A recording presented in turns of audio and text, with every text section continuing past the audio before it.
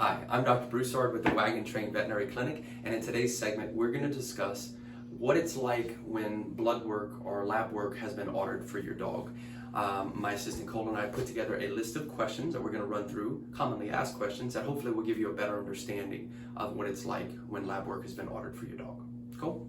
Dr. Broussard, how is blood drawn from my dog? Well, on the average size dog, meaning let's say anywhere from Labrador down size dog, most blood panels that have to be pulled require a jugular stick from the jugular vein. So here, let me make one addendum to that. If we're simply putting a heartworm test for lab work, it takes literally just a few drops of blood. We can usually pull that from a front leg or a cephalic vein. But if we're having to pull enough blood to do a CBC, chemistry, or any kind of send-off test, usually that requires several milliliters of blood, and it's usually more efficient and safer for the dog. I would say a lot quicker for the dog if we pull it from a jugular sample. Is the sample collection painful for my dog? That's a very interesting question. It is a needle stick. I mean, I'm being silly, but let's be serious. I mean, it is a needle stick. Do dogs like needle sticks? Probably not any more than you or I like needle sticks. So is there discomfort? I mean, yeah, they're getting poked with a needle. Do I always use the biggest needle I can? Of course not. No, I try to use a small needle, but it's a compromise. The smaller the needle I use, the longer it takes to get the sample, and the longer I have to restrain the dog and hold them in that awkward position. So it's a fine line between that. Not to mention, let's also be honest, a lot of dogs are different. Some dogs are very stoic. You can just about do anything in the world to them and they will just sit there wagging their tail and not even moving. You have other dogs that if you pinch them, they will act like you did something a lot worse than pinch them. So it just depends on the temperament of the dog, how big of a blood sample we need, and what kind of restraint would be necessary to get that blood sample. Yeah. How is the safety of my dog ensured when getting lab work done? That's a fair question. So number one, most veterinary clinics, I know certainly here, I have a very well-trained staff that can do all the sticks themselves if necessary. I mean, if time allows, yeah, I'm back there pulling it with them or for them. But I have a very well-trained staff that knows not only how to restrain the animals, but also how to pull the samples themselves if necessary. So that's step one. Number two, if we have an animal that is fractious, nervous, anything like that, where snapping or biting is even in potential happening, then oftentimes we'll put a muzzle on the dog just for everyone's safety, dog included.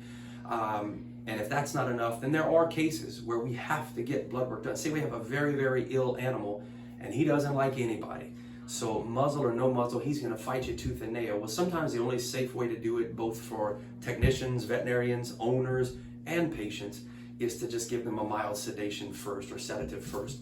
I don't do that with everybody, far from it. I don't like to do it if it's not necessary, but sometimes it's the only effective way to safely and humanely get a sample from an animal.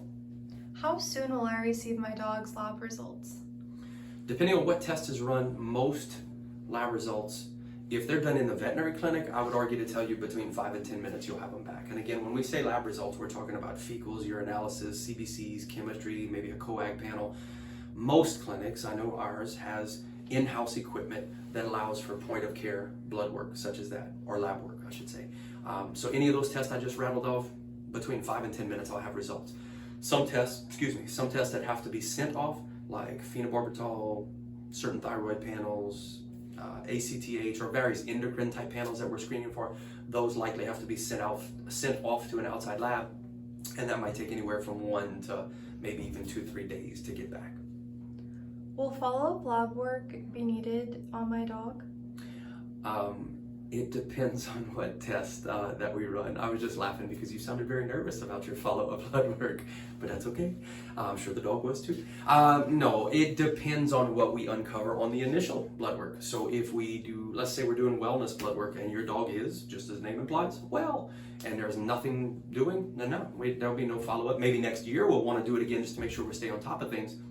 But no, there wouldn't be any follow-up. Where follow-up blood work would come in is, say you have an animal with elevated kidney numbers. Let's just pick kidneys for a second. You do that. You put them on a special diet. You might put them on Azadil or some other supplement to help drop some of those numbers. Maybe we increase their fluids. Maybe we're giving them sub-Q fluids on a weekly basis or daily basis, something along those lines. And we'll want to follow up in either days or weeks to ensure that those values are going in the right direction. So that kind of follow-up, yeah, makes perfect sense.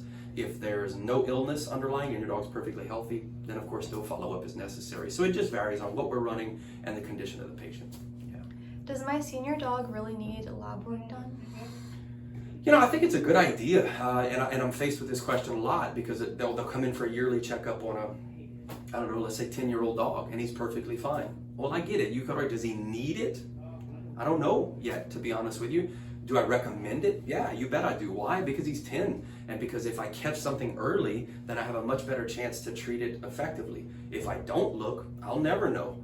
You know, maybe he's a dog that comes in 2 weeks after he was just here, and now his kidneys are greatly impaired. He's in kidney failure, something like that. Would I have had better results knowing that 2 weeks prior and addressing it then?